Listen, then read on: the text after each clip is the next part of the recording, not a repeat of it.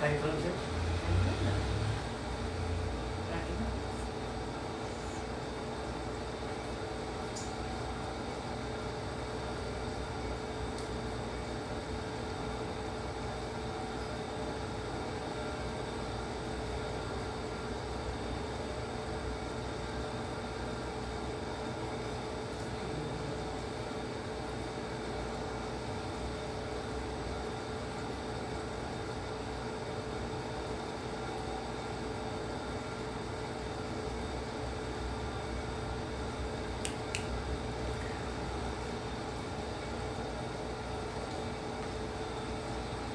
Olá, boa noite. Vamos começar mais uma live do projeto @um pouquinho de cada lugar, sobre a geografia e o turismo de vários destinos que nós escolhemos nesse período de quarentena. Esse projeto a gente começou em março, logo quando passamos a esse afastamento social, e desde então nós já fizemos 11 lives diferentes com destinos incríveis do mundo. Começamos com a Itália, fizemos Estados Unidos, França, Canadá e tantos outros, Quênia, Tanzânia, México. Hoje nós escolhemos a Alemanha, foi o destino que nós definimos para hoje, com ênfase em alguns lugares específicos da Alemanha, em especial a rota romântica da Alemanha e os castelos do Reno. A Alemanha é um desafio fazer a Alemanha, porque é um país, além de uma riqueza turística gigantesca, tem uma riqueza sociocultural, econômica também muito grande, histórica muito grande. Obviamente é um país desejado para muitos dos viajantes do globo, desejam conhecer a Alemanha. E eu vou contar para vocês duas viagens que eu fiz nos entornos da Alemanha, na Alemanha, né? E quais os sentimentos e as percepções que eu tive nessas viagens, nesses dois momentos diferentes. Aí a gente abre com essa foto, que é um dos cartões postais mais famosos da Alemanha, a cidade de Rotenburg, e que a gente vai falar sobre ela daqui a pouco. Essa live conta com um apoio e uma participação especial da Via Alegria, que é a nossa agência de viagens. As viagens que eu fiz à Alemanha sempre foram construídas e planejadas pela Via Alegria, e é isso que a gente faz lá. A gente faz planejamento personalizado de viagens. A Via Alegria funciona no shopping da Bahia. Depois que tudo isso passar e quando a sua vontade de viajar começar a estar próximo de uma realidade, que a gente puder fazer isso, vai ser um enorme prazer recebê-lo lá na Via Alegria, para a gente conversar sobre programas, planejamento e quem sabe darmos início a um sonho de viagem que você tem aí, que possa se tornar realidade já no próximo ano. A Alemanha é o maior país, um dos maiores países da Europa Central, é o de maior população, é o país de maior população na União Europeia, né, excluindo-se aí, claro, a Rússia, que também tem boa parte dela dentro da Europa. Mas é um país que tem uma localização super estratégica aqui, ó, no coração da Europa. Você olhando para o mapa da Europa, você entende já a localização estratégica da Alemanha. E talvez por essa localização estratégica sempre foi um território muito disputado, muito desejado e muito defendido, e também um país de grandes tentativas de expansões imperiais, que acabou levando a Alemanha a conflitos internacionais gigantescos que a gente acompanhou aí ao longo da história da Alemanha. O relevo da Alemanha é esse que está aí. É um relevo bem distribuído. Ao sul da Alemanha ela começa a subir degraus. Aqui ao norte você tem grandes planícies, as planícies que vêm do Mar do Norte. Toda essa área é uma área de terrenos muito férteis, de planícies fluviais muito férteis. Facilita a agricultura, e essa agricultura da Alemanha desde os séculos anteriores foi sempre um fator importante de disputa desses territórios. A unificação da Alemanha se deu apenas no século XIX, mas os reinos que ocupavam a região, sobretudo a Prússia, que era o maior de todos eles, disputavam bastante esses territórios aqui, porque eram os territórios mais férteis do país. No extremo sul você tem a divisa com a Áustria e com a Suíça, os primeiros degraus de subida para a Cordilheira dos Alpes. Os Alpes também têm áreas na Alemanha. Os Alpes estão aqui nessas divisas, então existem a Cordilheira dos Alpes, tem parte delas na Áustria, tem parte na Suíça, tem parte na França, tem parte na Alemanha, assim como tem parte na Itália também. Então a Alemanha tem um relevo em degraus, ela vem do litoral, Mar do Norte, áreas de planícies aqui a princípio, depois esses degraus vão subindo, quanto mais escuro vai ficando o mapa, mais as regiões se tornam elevadas e montanhosas. Claro que isso influencia muito no clima da Alemanha. O que mais influencia, porém, o clima da Alemanha é a condição de continentalidade do país. O país está no meio da Europa, tem um clima em quase todo o território que a gente chama de temperado continental, e o que mais caracteriza o temperado continental são os grandes contrastes térmicos. Tem o inverno rigoroso, o inverno extremamente frio, e tem um verão que faz calor em muitas das áreas do seu território. Os contrastes de temperatura são muito grandes. Essa é a característica principal dos climas temperados continentais. Agora, na Alemanha, esse temperado continental oscila de um temperado continental mais brando, no norte, onde a presença da corrente do Golfo aqui no Mar do Norte acaba abrandando um pouco o clima, amenizando um pouco o clima dessas áreas mais ao norte, sobretudo nas estações, fugindo um pouco do inverno, né? Outono, primavera e verão, aí a temperatura é mais amena, e vai ficando cada vez mais frio no sul por conta do próprio relevo. À medida que as altitudes vão acontecendo, as temperaturas vão caindo ainda mais, até uma temperatura extremamente rigorosa, próxima à fronteira com a Áustria e Suíça, aí, no extremo sul da Alemanha. A gente vai começar a conversar um pouco sobre a Alemanha por um dos principais portões de entrada do país, que é a cidade de Frankfurt. Frankfurt é uma das maiores cidades da Alemanha, é a capital financeira do país, é onde está localizado, inclusive o Banco Central Europeu fica na cidade de Frankfurt, e esse é o grande destaque da cidade. A gente colocou aí como portão de entrada porque é o principal hub aéreo do país. Então a maior parte dos voos internacionais que chegam e saem da Alemanha, chegam ou saem por Frankfurt. É o principal hub aéreo do país. Inclusive do Brasil, quando a gente sai do Brasil para a Alemanha e o nosso destino aéreo definitivo é por lá, a maioria dos voos nos leva a Frankfurt. Claro que você pode chegar fazendo escala em outros países europeus, você pode chegar por Berlim ou mesmo por outras cidades da Alemanha, Munique, Berlim, etc.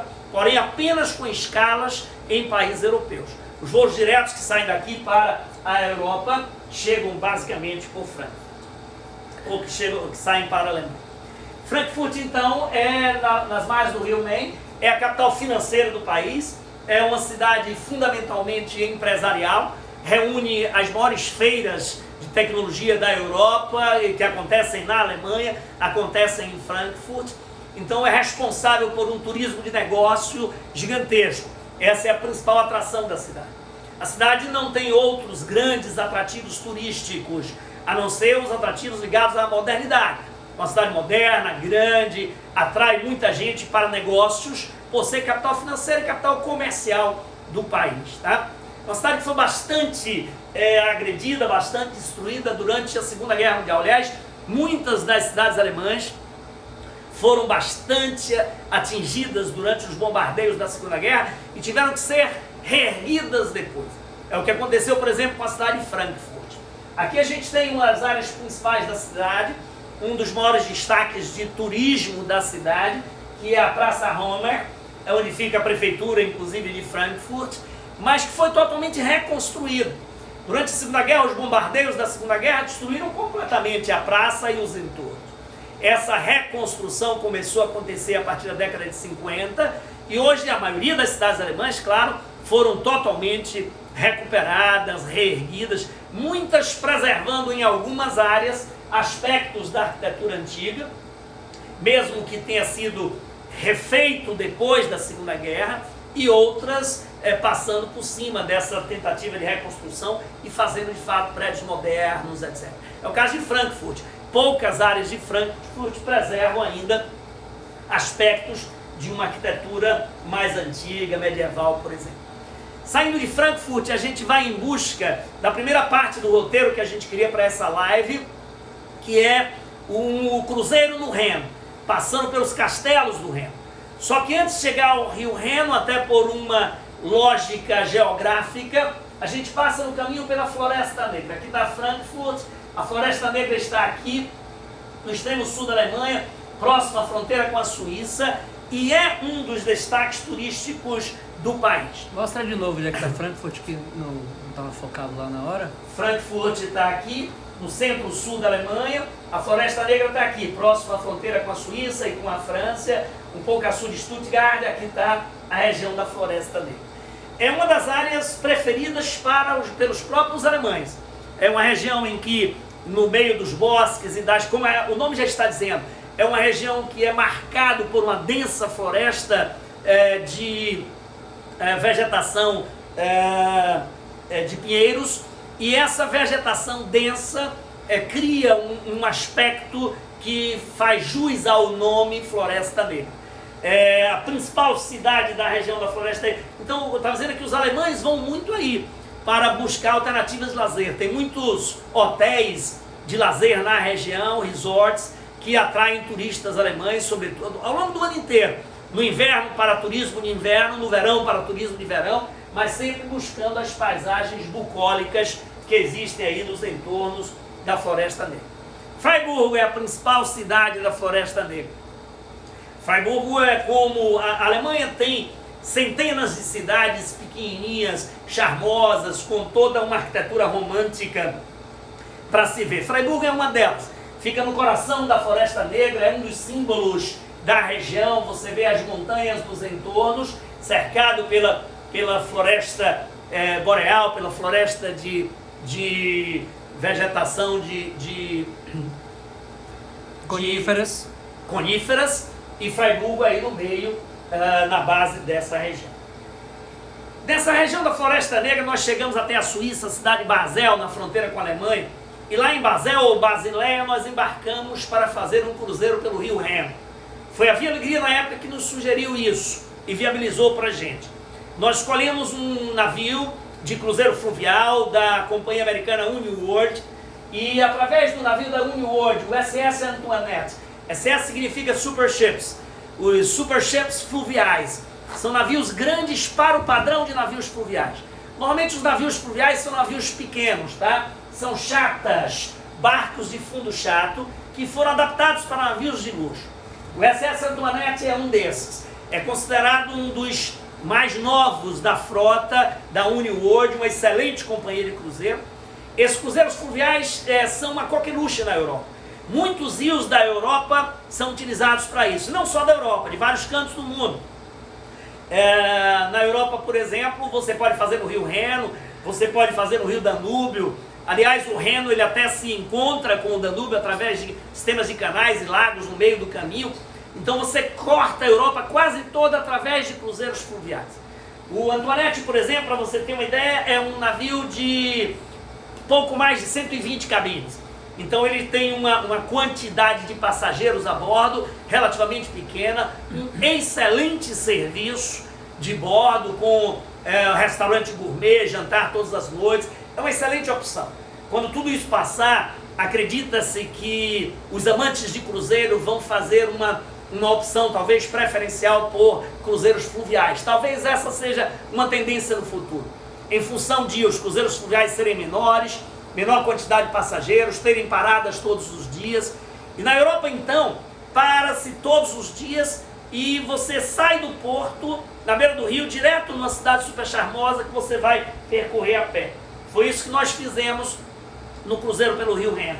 Nós embarcamos aqui na cidade de Basel, fronteira da Alemanha com a Suíça, pertence à Suíça, e de Basel nós descemos o rio. Descemos em direção ao norte, porque vamos em direção a Foz do Rio, e o rio deságua aqui na Holanda, na cidade de Amsterdã. A Jusante, né? A Jusante. Então viemos nesse caminho, parte do Reno, parte da trajetória do Rio Reno, ele passa pela fronteira entre Alemanha e França, e depois ele mergulha na Alemanha e continua sendo um rio totalmente alemão até entrar no território da Holanda, onde ele vai desaguar. e nós fizemos essa viagem seguindo esse caminho. O Antoinette está aí, são 112 cabines, 126 passageiros a bordo, 112 cabines. É um navio pequeno, quando comparado aos navios de oceanos, né? Mas ele é um navio grande quando comparado com outros navios fluviais. Essa foto mostra, por exemplo, o restaurante do Antoinette, que é um navio bastante glamuroso. Primeira parada que fizemos descendo o rio Reno, já na divisa entre a Alemanha e França. O navio parava todos os dias e nos levava a destinos, às vezes na França, às vezes na Alemanha, porque ele estava exatamente na fronteira entre os dois países. A primeira parada que nós fizemos foi em Breisach, na Alemanha, e de Breisach, na Alemanha, nós fomos até Kaysersberg, na França, em busca dos vinhedos de Kaysersberg. Aí está uma foto dos vinhedos de Kaysersberg. Essa região é uma região da Alsácia. A Alsácia, na França, divisa com a Alemanha, é uma área de grande produção de vinhos. São vinhos brancos. A uva Riesling é a principal das que se usa para a produção de vinhos nessa região. E são vinhos excelentes. Estão entre os melhores Riesling do mundo. Esses produzidos na Alsácia, na França, ou do outro lado do rio, na Alemanha. Lembrando que hoje à noite, mais tarde, quando nós terminarmos a nossa live aqui a partir das 9 horas, vai ter uma live de Nando Borges. Nando Borges hoje vai tocar pra gente o repertório específico de Paralamas do Sucesso. As lives de Nando são muito bacanas, super animadas, vale a pena você dar uma chegada para lá depois, tá? Continuamos descendo o rio, paramos na cidade de Riqueville, também na divisa entre França e Alemanha, do lado da França. É a mesma sequência que a gente estava ali antes da região da Alsácia. Riqueville é uma cidade que foi bastante preservada. Os bombardeios da Segunda Guerra não chegaram a atingir muito a cidade. A cidade é super charmosa, tem uma arquitetura bem medieval, bastante colorida. É famosa pelos ninhos de cegonha. A cidade tem uma quantidade de cegonhas que migram e passam por aí muito grande. De Riqueville fomos para Colmar. Colmar é uma das Venezas europeias. Na Europa existem várias cidades que se intitulam Venezas de algum canto. Colmar é a Veneza do Reno. É uma cidade francesa também, na beira do rio Reno, e totalmente cercada por canais. Então a cidade é construída entre os canais, e é isso obviamente que lembra Veneza e faz com que ela seja apelidada aí de Veneza do rio Reno. É uma cidade famosa, Colmar também, e de grandes atrativos turísticos nessa região da Alsácia. Continuamos descendo o rio, passamos por Estrasburgo. De Kiel para Estrasburgo. Kiel é uma cidade alemã, Estrasburgo francesa. Ambas nas margens do rio Reno. Paramos, o nosso navio parou em Kiel. Em Kiel pegamos um barco menor e fomos até Estrasburgo. Estrasburgo é no coração da Alsácia, é uma cidade importante para a França. E é uma cidade que passou a vida inteira. A gente até falou de Estrasburgo aqui um pouco quando fizemos a live sobre a França, porque a história de Estrasburgo mostra um pouco o que aconteceu com a história da Alsácia e Lorena, territórios franceses que passaram a vida toda sendo disputados entre França e Alemanha. Do século XIX para cá, por várias vezes, a região de Estrasburgo pertenceu à Alemanha e à França em momentos diferentes. Quando houve a Guerra Franco-Prussiana, a Prússia conquistou Estrasburgo e ela virou alemã. Mais tarde, quando a guerra terminou e aconteceu a Primeira Guerra Mundial, no final da Primeira Guerra Mundial, ela voltou a ser francesa. Depois, com a Segunda Guerra, a Alemanha de novo invade Estrasburgo, virou alemã. Terminou a guerra, ela voltou a ser francesa e hoje é uma cidade francesa. Claro, com fortíssima influência da Alemanha na região. Ela é uma cidade, a região da Alsácia é rica em petróleo, né? Não tem algo disso? É rica a principal característica é carvão. Carvão. Alsácia e Lorena é uma região riquíssima em carvão, e a riqueza em carvão foi o principal elemento de disputa entre França e Alemanha ao longo do processo da história. E hoje, o principal destaque fica para os vinhedos da região e a produção de vinhos. E também pela questão da localização estratégica, comercial. Estrasburgo fica exato no meio do caminho entre Paris e Praga. Entre Paris e Praga, na metade do caminho, fica Estrasburgo. Essa é a localização estratégica da cidade, no coração da Europa, e, portanto, ter sido a região tão disputada ao longo da história. É lá que está a sede do Parlamento Europeu, talvez por toda essa essa história de disputa e polêmica entre Alemanha e França, o Parlamento Europeu foi montado lá em Estrasburgo. Aí tem mais duas imagens sobre Estrasburgo, a praça principal da cidade, a Catedral de Estrasburgo, que é uma das maiores da Europa. Já foi a maior construção da Europa até ter sido concluída a Catedral de Colônia, também na Alemanha. A Catedral de Estrasburgo chegou a ser a mais alta das construções europeias. Tá? Outra cidade próxima aí desse destino, numa das paradas que fizemos no cruzeiro do Rio Reno, eles oferecem, o navio oferecem para a gente opcionais para você visitar em cidades próximas. Um dos opcionais foi para Heidelberg. Heidelberg é uma cidade super romântica, linda, charmosa, bonita. Milhões de pessoas visitam Heidelberg todos os anos. Fica muito próxima de Frankfurt também e fica muito próxima da costa do Rio Reno. Nós fomos a Heidelberg num bate e volta a partir do SS Antoinette. Saímos, pegamos um tour para Heidelberg e voltamos no final do dia.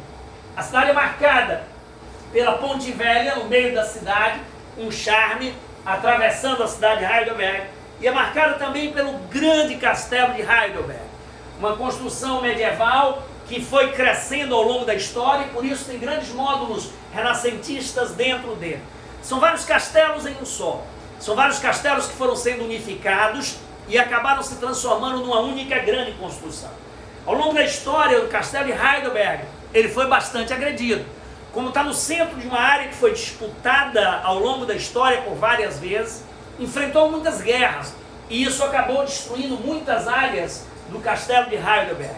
Mas ainda é visitado todos os anos por milhões de pessoas e uma das principais atrações da Alemanha. Aí uma curiosidade, lá no castelo de Heidelberg existe esse grande barril de vinhos, é considerado o maior barril de vinhos do mundo. Ele chega a armazenar 221 mil litros de vinho dentro do barril. As dimensões dele são espetaculares, 7 metros de diâmetro, 8,5 de comprimento. É uma das curiosidades lá do castelo de Heidelberg. E o Museu da Farmácia, dentro do castelo também você visita.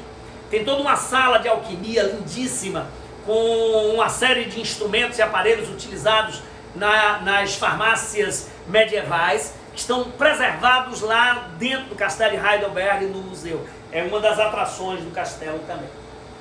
Na sequência, continuamos descendo o rio e paramos em Rudesheim.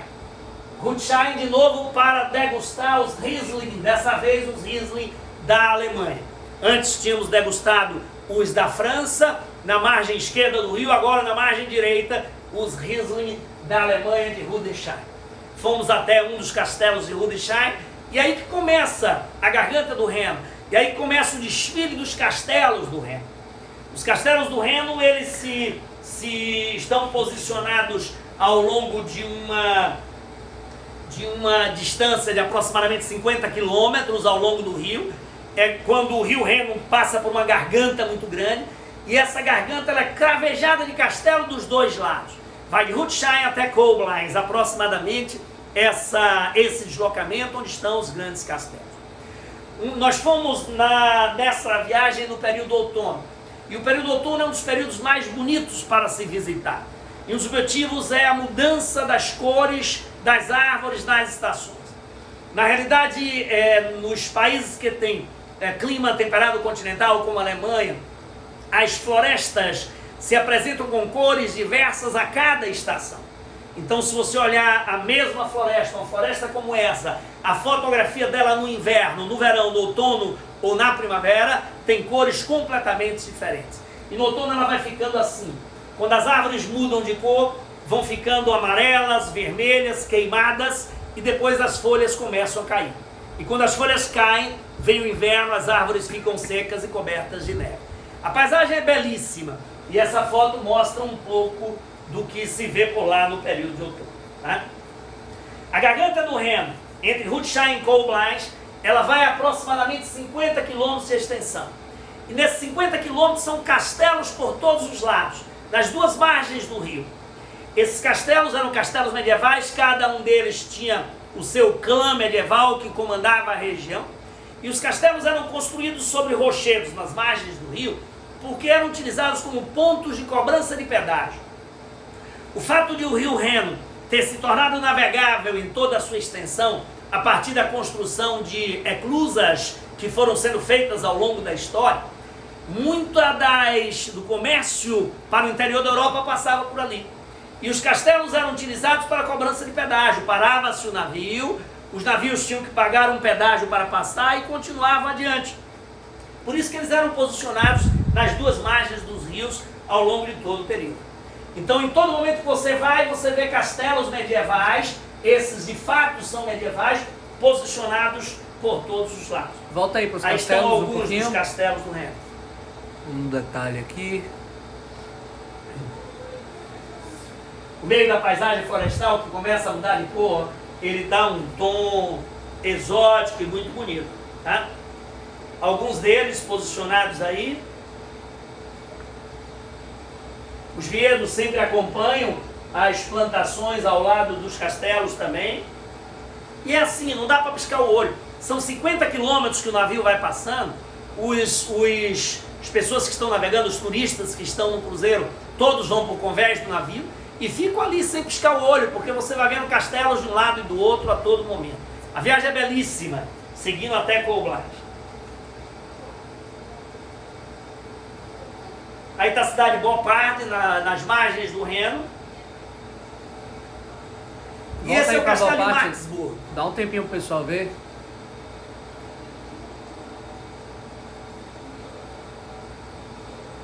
Vou voltando aí nos castelos para a gente dar um close neles, tá?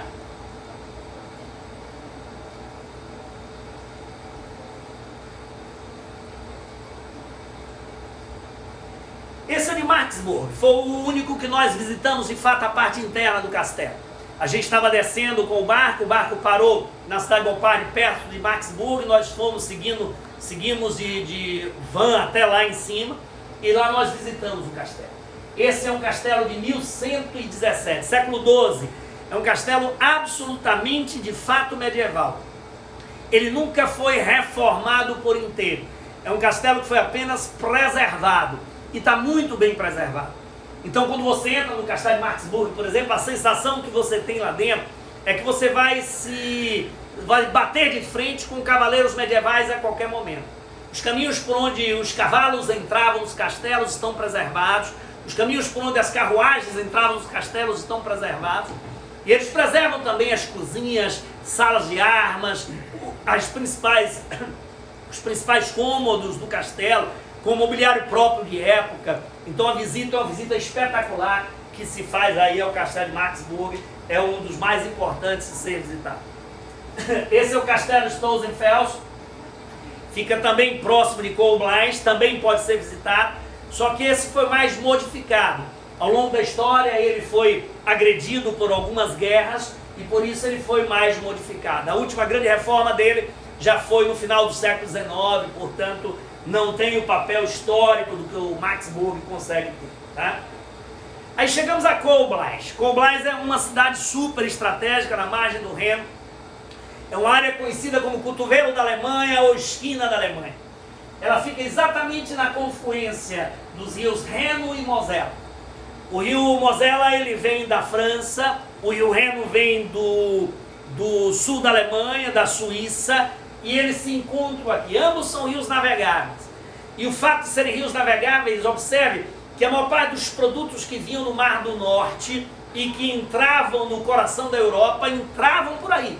Entravam pelo Reno, pelo Mosela e daí seguiam ou para o sul da França, para a Suíça, ou para o sul da Alemanha, para a Suíça ou para o interior da França.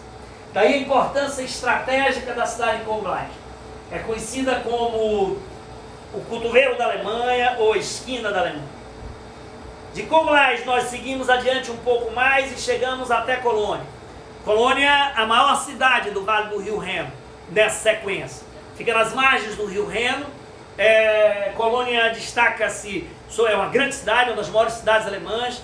É uma cidade que foi bastante agredida durante a Segunda Guerra Mundial, foi bastante bombardeada, mas que nos bombardeios foi preservado a sua maior joia arquitetônica, que é a Catedral de Colônia.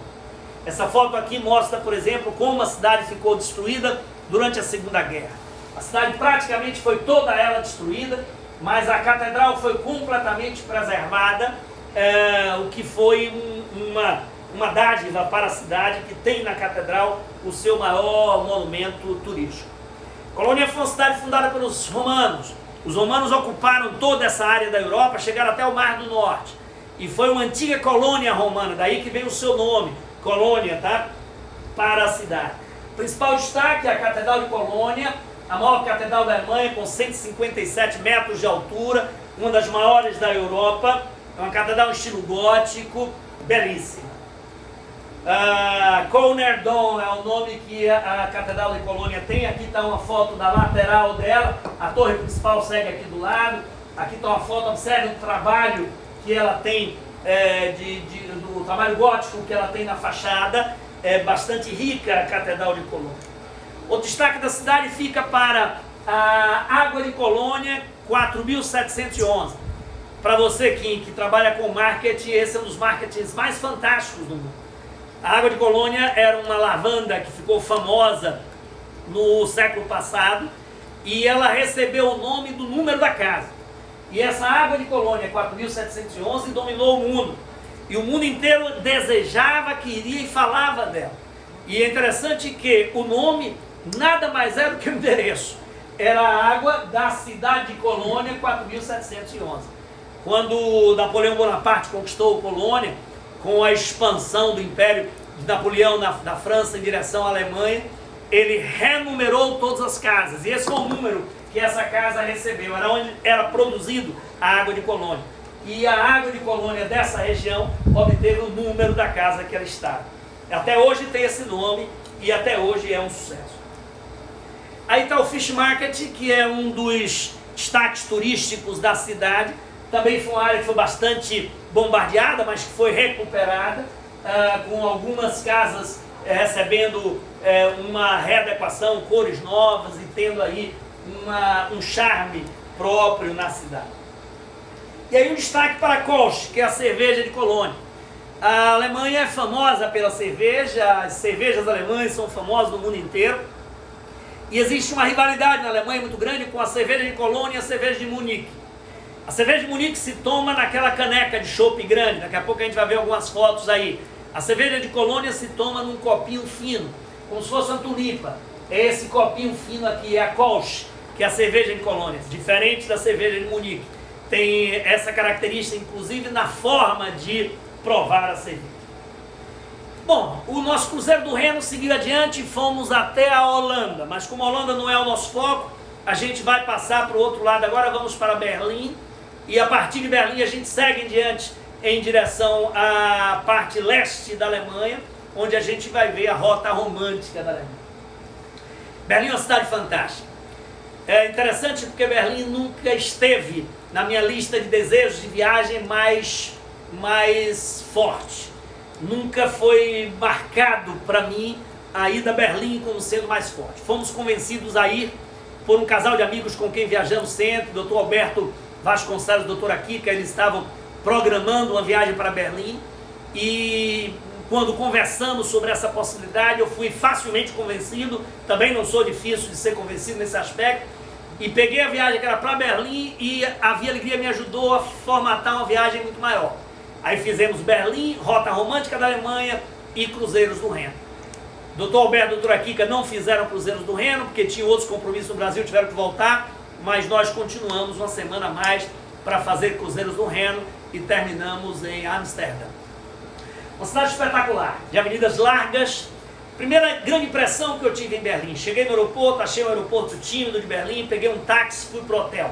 Era um dia de semana normal, a hora do rush, engarrafamento zero. Foi o primeiro impacto que eu tive em Berlim. Saí do aeroporto e fui até o meu hotel, localizado no coração da cidade, e não pegamos nada de engarrafamento.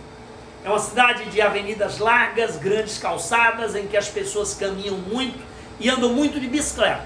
É a segunda cidade da Europa que mais se usa bicicleta, é Berlim. Então, engarrafamento zero. Aí tem uma imagem panorâmica de Berlim, vista do alto da torre de Berlim para você, tá?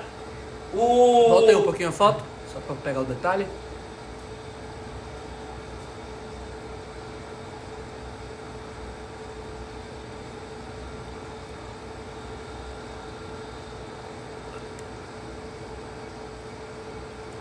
Bom, Originalmente eu tinha planejado que isso aqui iria mais adiante um pouco na live. Eu vou ver se eu faço assim então, e depois eu volto para ali, tá? Nós ficamos hospedados aqui perto dessa praça, a Praça Potsdamer, que é a principal praça da cidade. Observe que, obviamente, Berlim foi uma das cidades mais destruídas da Alemanha também durante a Segunda Guerra e foi bastante reconstruída. O que deu para ser reconstruído em processo histórico foi, o que não são construções modernas. E a Praça Potsdamer é o principal exemplo dessas construções modernas. Ficamos hospedados aí ao lado da principal estação de metrô da cidade. Essa construção chama-se Sony Center. Sony Center é um centro de entretenimento com restaurantes, áreas de audiovisual, cinemas, etc., que é um dos pontos imperdíveis de visitação dentro da cidade de Berlim. Tá? Na Praça Potsdamer existem locais de identificação do antigo Muro de Berlim. Aliás, essas identificações do Muro de Berlim estão por todas as partes na cidade. O muro foi destruído no final da década de 80, mas ainda é lembrado em muitos trechos. Tem trechos em que ele está preservado ainda e tem trechos em que identifica-se no chão a existência do Muro de Berlim, de 1961 a 1989, dividindo a cidade ao meio. Tá? Saímos do hotel e começamos a conhecer a cidade. Um dos principais pontos turísticos da cidade é o Memorial do Holocausto. É um local icônico. Impossível não se emocionar quando você chega no Memorial do Holocausto. São milhares de rochas erguidas em blocos erguidos em tamanhos desiguais, que estão aí para homenagear os milhares de judeus mortos em Berlim durante o período da Segunda Guerra Mundial. É um dos principais pontos de visitação turística da cidade. O Portão de Brandemburgo é um dos principais pontos turísticos também da cidade. No passado, enquanto a Alemanha esteve dividida e Berlim também na parte ocidental e oriental, o Portão de Brandemburgo ficava ao lado do muro, só que na parte oriental, na antiga Berlim Oriental. Tá? É um dos ícones da cidade, como se fosse um arco do triunfo para Berlim. No alto do Portão de Brandemburgo tem essa estrutura aqui, ó, aqui a gente está fazendo a fotografia de costas, de frente é uma quadriga. E essa quadriga foi famosa porque quando Napoleão Bonaparte conquistou a Alemanha na sua empreitada no passado, ele retirou a quadriga de Brandemburgo e levou para a França, como um troféu de guerra. Depois, quando a guerra acabou e vieram os acordos de paz, a quadriga foi trazida de volta e é um dos símbolos da Alemanha, está lá no alto do Portão de Brandemburgo, em Berlim. Alexanderplatz é uma das principais praças da cidade, é onde fica a Torre de Berlim, a torre de TV da cidade, com 365 metros de altura.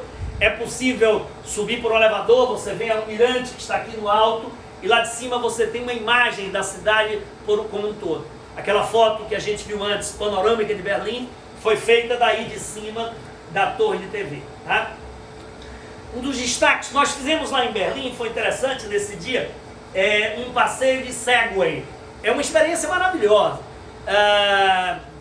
O Dr. Alberto tinha prospectado isso, nós fomos até Alexanderplatz, contratamos um tour de Segway, o nosso guia era esse cidadão que está aqui, super experiente, nos guiava em inglês e espanhol, e nós saímos de Segway, é um equipamento relativamente fácil de manobrar, tivemos uma orientação rápida ali, uma aula rápida e saímos pela cidade circulando de Segway.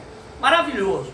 É um tour que você percorre grandes distâncias, sem ser cansativo, divertido, para-se em vários cantos. E como Berlim é uma cidade em que as pessoas e as bicicletas predominam sobre os carros, não nos sentimos ameaçados em momento algum no tour de Segway. Paramos aí no Portão de Brandemburgo e seguimos adiante, fomos até a Ilha dos Museus. A Ilha dos Museus tem esse nome, é uma ilha dentro de Berlim, e tem esse nome porque ela é cercada por museus. A cidade tem grandes museus. O principal acervo desses museus, claro que tem museus também ligados a pinturas, esculturas, etc. Mas o principal acervo são acervos que vêm de relíquias arqueológicas, gregas, romanas, egípcias e assim por diante.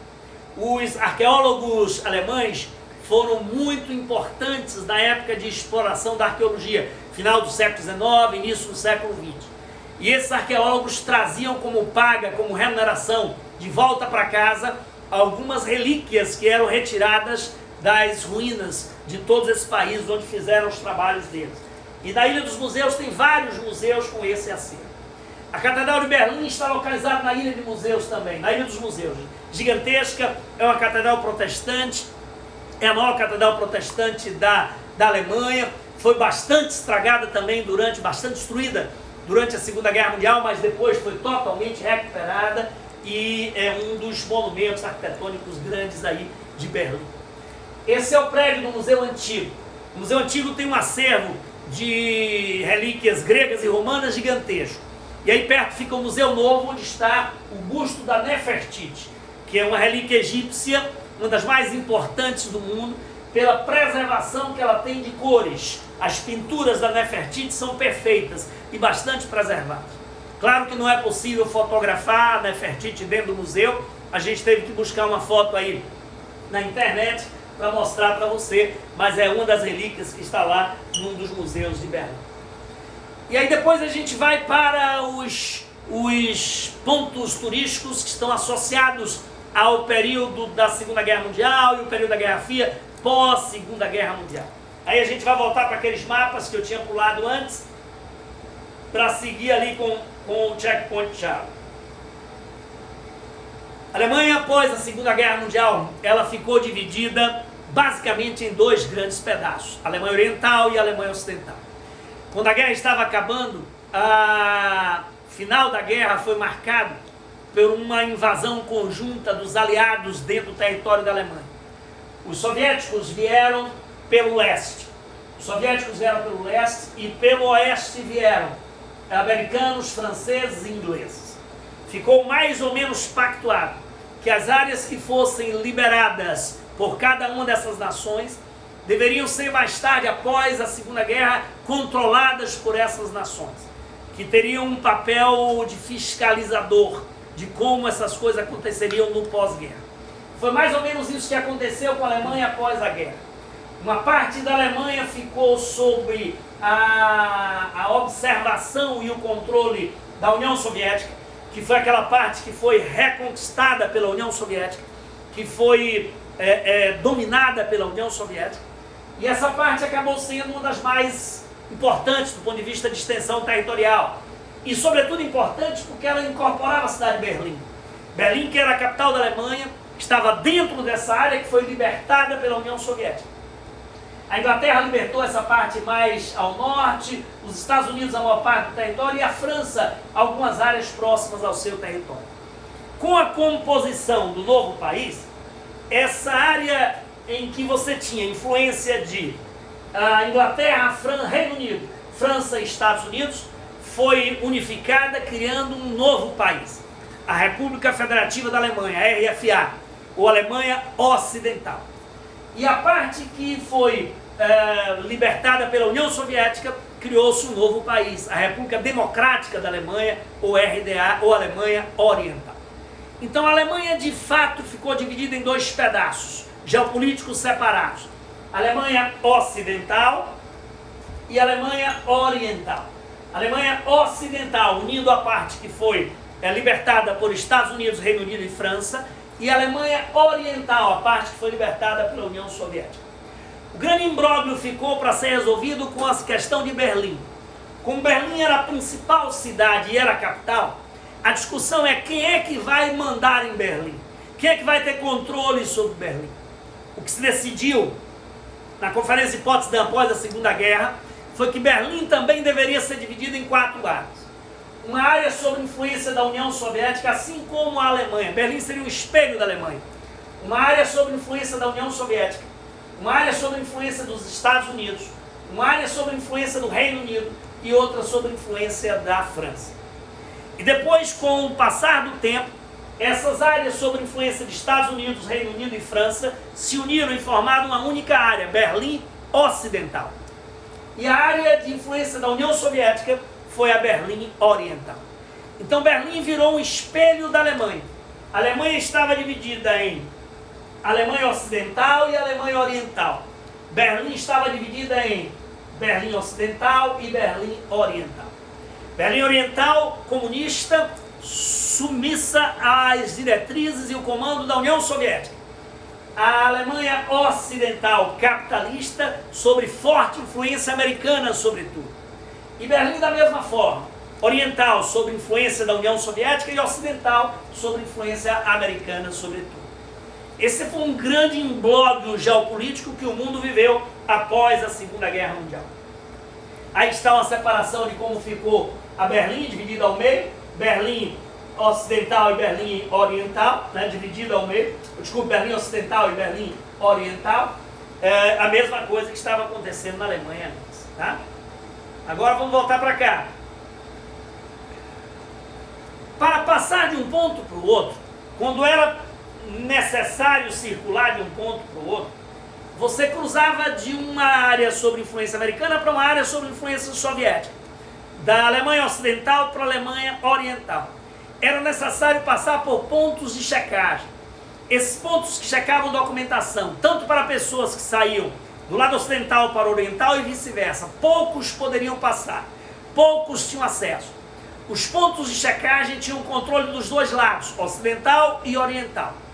Só que, com o imbróglio de Berlim, o que é que aconteceu?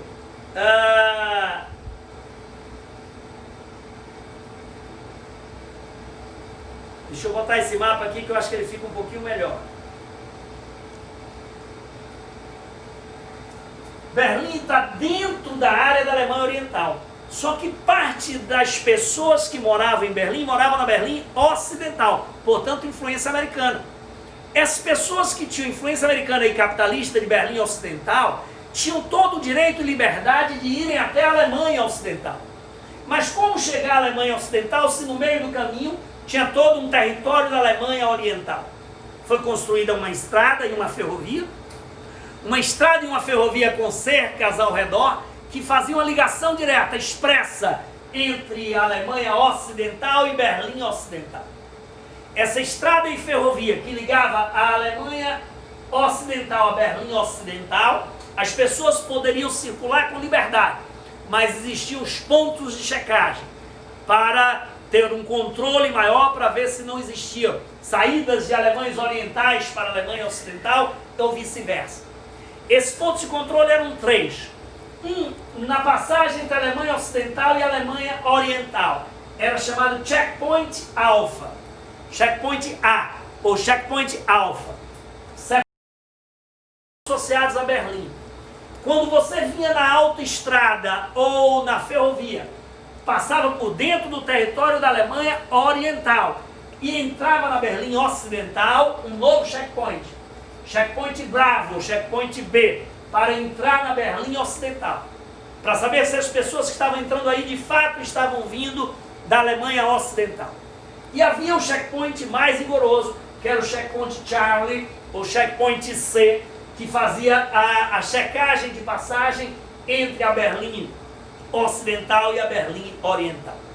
O Checkpoint Charlie até hoje está lá como um marco turístico da região. Hoje é isso que tem, uma casinha no meio, lembrando o Checkpoint Charlie.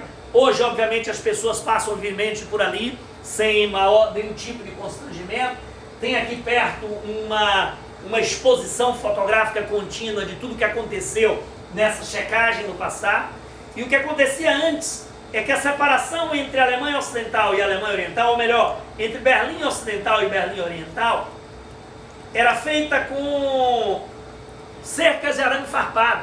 Existiam grandes cercas de arame farpado separando Berlim Ocidental da Oriental, ou melhor, cercando a Berlim Ocidental. Só que essa cerca de arame farpado era fácil de ser transposta. E com frequência existiam pessoas que fugiam da Berlim Oriental para a Berlim Ocidental. Cidadãos comuns, militares, pessoas que não queriam viver sob o regime comunista, atravessavam a cerca, ou cortando a cerca de arame farpado, ou saltando sobre ela. Essa é uma das fotos icônicas que existe, um soldado pulando a cerca do lado oriental para o lado ocidental, tentando fugir de um lado para o outro. Quando essas fugas começaram a ser mais comuns, as pessoas que não queriam viver na Berlim Oriental, passando para a Berlim Ocidental, o regime da Alemanha Oriental decidiu construir um muro. E aí o muro foi construído praticamente da noite para o dia. Um muro de 100 quilômetros, cercando toda a área de Berlim Ocidental. Foi construído ao longo de toda a época. Existem vários trechos hoje em Berlim em que você tem ainda resíduos do muro. Alguns preservados como eles eram antes, tá? Ainda com marcas de tiro no muro e assim por diante. Outros foram transformados em verdadeiros painéis de grafiteiros, com obras de artes grafitadas nele e assim por diante. No dia 13 de agosto de 1961 foi construído o muro. E esse muro durou até 1989. Foram 28 anos de isolamento. O muro separou famílias. As pessoas viviam na mesma cidade. Antes da guerra começar, ou mesmo depois da guerra, viviam na mesma cidade, em bairros diferentes. O fato de você morar para um lado ou para o outro, famílias inteiras foram separadas pelo muro. Primos, pais, filhos, irmãos, tios, etc., foram separados pelo muro. E isso durou durante 28 anos, sem que houvesse uma solução. Aí estão trechos no Muro de Berlim, alguns trechos, como eu falei hoje, são usados por grafitagens, né, são preservados ainda lá também. Eles vendem lá em Berlim como souvenir turístico os pedaços do Muro de Berlim. Não se sabe se são originais ou não, mas são vendidos em várias lojas de souvenir, pedaços do Muro de Berlim, que foram destruídos quando houve a derrubada do muro. O muro tinha essa característica, na realidade eram dois muros. Eram dois muros com cercas no meio, então você tem um muro, uma cerca, outra cerca e outro muro. Entre um muro e outro são 100 metros de extensão. E o muro tinha, como eu lhe disse, 100 quilômetros nos entornos de Berlim. Circundava a cidade toda. E essa área daqui, ó, que ficava no meio, você tinha cerca elétrica, um muro de concreto, cerca elétrica, uma área, um fosso, cerca elétrica e outro muro lá adiante. E no meio do caminho, patrulha de soldados armados, carros e assim por diante. Quem fosse flagrado aqui nesse meio do caminho, a autorização que as Forças Armadas da Berlim Oriental tinham é para fuzilamento instantâneo. Muitos foram mortos tentando pular de uma área para outra. Essa região é chamada de Zona da Morte. Essa região entre os dois muros é chamada de Zona da Morte, porque muita gente morreu aqui tentando passar de um lado para o outro, tá? 100 metros a extensão de um muro. O muro finalmente caiu em 9 de novembro de 1989, quando estava enfraquecendo o sistema socialista na União Soviética e que o Gorbachev por lá começou a flexibilizar as questões políticas com a Glasnost e a Perestroika. A Alemanha Oriental também se viu forçada a flexibilizar. E aí a cerca que separava a Alemanha com a Hungria foi rompida, muitos alemães orientais começaram a sair pela Hungria, ficou insuportável para eles. Insuportável para eles, finalmente em 1989 eles permitiram que o muro fosse transposto. Como ele disse, o portão de Brandemburgo, que está aqui, ó, ficava na Alemanha Oriental. E aqui você vê uma multidão saltando da Alemanha Oriental para a Alemanha Ocidental quando o muro finalmente foi derrubado. O muro foi derrubado em 89 e finalmente a Alemanha foi reunificada em 1990, no ano seguinte, um ano depois. Tá? Hoje existem na cidade ainda vários registros do muro, é possível, imperdível se visitar, porque é um registro histórico espetacular. A reunificação da Alemanha se deu finalmente em 1990 e essa reunificação trouxe à tona um problema grande, que é a grande desigualdade socioeconômica existente entre a antiga Alemanha Ocidental e a antiga Alemanha Oriental. Hoje não existe mais isso, é uma Alemanha só. Porém, as desigualdades sociais e econômicas e de serviços, de disponibilidade de emprego e etc., ainda são muito visíveis entre os dois pedaços, a Alemanha Ocidental e a Alemanha Oriental. Hoje é uma só, a gente colocou aí como muro invisível, porque na realidade existem ainda as grandes desigualdades entre os dois pedaços. Ainda em Berlim, passeando de Segway por lá, nós fomos visitar os jardins do Reichstag. E do jardim do Reichstag nós chegamos ao Reichstag, que é o prédio do parlamento alemão. O parlamento alemão ele foi bastante bombardeado durante a Segunda Guerra Mundial, foi um episódio estratégico para o crescimento do nazismo de Hitler, quando houve um incêndio no parlamento alemão em 1933 e Hitler, por conta disso, retirou vários dos direitos da Constituição alemã daquela época e começou a assumir um poder ditatorial naquele período. Mas sempre foi um símbolo importante para a Alemanha. Durante a Segunda Guerra ele foi bastante bombardeado e depois da Segunda Guerra ele começou a ser recuperado. Foi recuperado, lá dentro tem áreas de museus, essa grande cúpula de vidro é uma atração à parte, mas ele só voltou a cumprir o papel de parlamento alemão a partir de 1999, depois da reunificação da Alemanha. Enquanto a Alemanha não estava reunificada, a capital da Alemanha oriental era Berlim, mas a capital da Alemanha ocidental era a cidade de Bonn, e não a Berlim ocidental. Berlim passou a ser a capital da Alemanha reunificada a partir de 1999, e aí sim passa a ser o hashtag a sede do parlamento alemão. Essa cúpula de vidro é maravilhosa, pode-se visitar. Repare que dentro dela existe uma coluna de espelhos e é possível caminhar por toda a estrutura ao redor dela por rampas e chegar até a parte mais alta dos espelhos. E lá em cima você tem, à medida que você vai caminhando, tem uma série de orientações turísticas do que você está vendo lá de fora na cidade de Berlim. Tá? Outra visita que fizemos lá foi ao Treptower Park. É o parque memorial construído pelos soldados soviéticos para os soldados soviéticos mortos em Berlim, na conquista de Berlim. É um parque impactante, muito bonito, maravilhoso, lindo. Era um parque da Alemanha, antiga da Alemanha Oriental, e hoje, obviamente, pertence à estrutura como um todo. É um memorial de guerra. É um memorial de guerra, lá estão enterrados 5.000 soldados soviéticos que foram mortos durante os 2 meses de batalha pela conquista de Berlim. Estão enterrados lá em sepulturas no parque do memorial da Segunda Guerra, feito pelos soviéticos lá na antiga Berlim Oriental.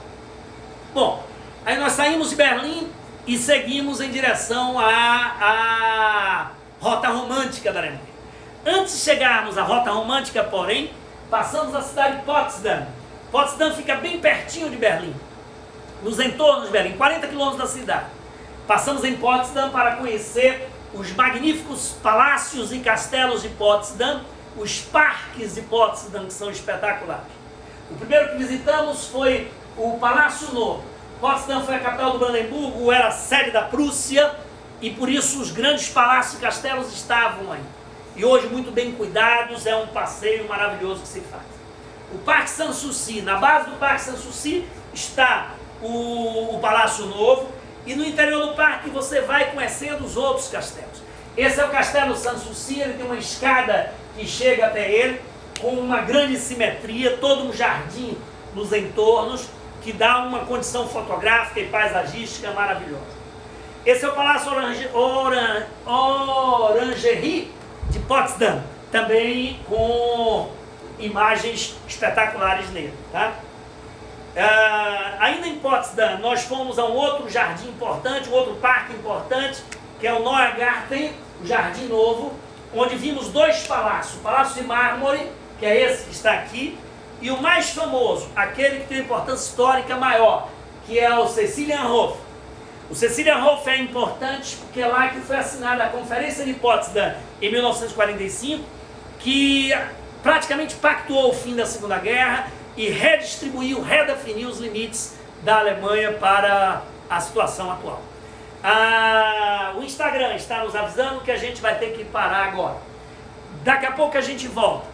Vamos fazer a segunda parte da live, onde você vai ver a magnífica Rota Romântica da Alemanha e o espetacular Castelo de Neuschwanstein. Não perca, Rota Romântica, a gente volta já. Dentro de 2 minutos a gente está voltando. Você sai e volta para o Instagram de Um Pouquinho de Cada Lugar.